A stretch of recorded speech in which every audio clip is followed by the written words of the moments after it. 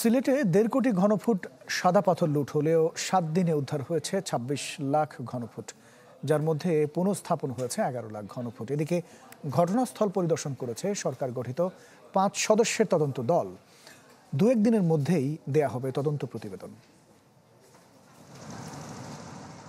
সিলেটের ভোলাগঞ্জ থেকে লাখ লাখ ঘনফুট সাদা পাথর লুট।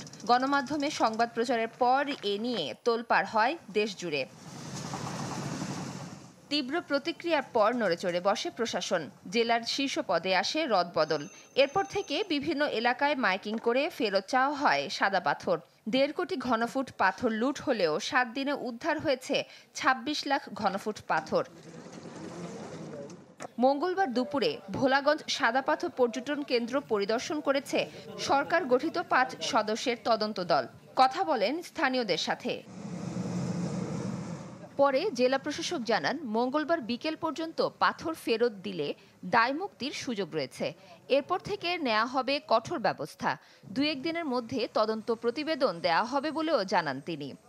২৬ লক্ষ ঘনফুট প্রায় ২৬ লক্ষ পাথর যেটা উদ্ধার করা হয়েছে বা জব্দ করা হয়েছে, এই পাথরের মধ্যে প্রায় আপনার ধরেন ১১ লক্ষ ঘনফুটের প্লাস হচ্ছে আমরা এর মধ্যে প্রতিস্থাপন করতে পেরেছি। আর বাকিটা আপনারা দেখছেন যে এখানে নিয়ে এসে ডাম্পিং করা রাখা হয়েছে এবং আমরা আশা করছি যে বাকিটা হয়তো আরও ১ সপ্তাহ লাগবে আমাদের প্রতিস্থাপন করতে। সরকারের মন্ত্রিপরিষদ বিভাগ থেকে কিন্তু একটা তদন্ত কমিটি গঠন করা হয়েছে, সুতরাং ওই কমিটিও কাজ করছে। সুতরাং এই কমিটি কাজ করার পরে তারা রিপোর্ট জমা দেওয়ার পরে 2টা রিপোর্ট নিয়ে সরকার হয়তো একটা সিদ্ধান্ত বা নির্দেশনা দিবেন। পরিবেশবিদরা বলছেন, পাথর প্রতিস্থাপন হচ্ছে ধীর গতিতে। এখনো আইনের আওতায় আসেনি পাথর লুটের মূল হোতারা। পাথর কাণ্ডে এখন পর্যন্ত যারা গ্রেপ্তার হয়েছে তারা কিন্তু শ্রমিক শ্রেণীর মানুষ, অনেকটা চুনুপুটি। এরা কিন্তু রাঘব বোয়াল না।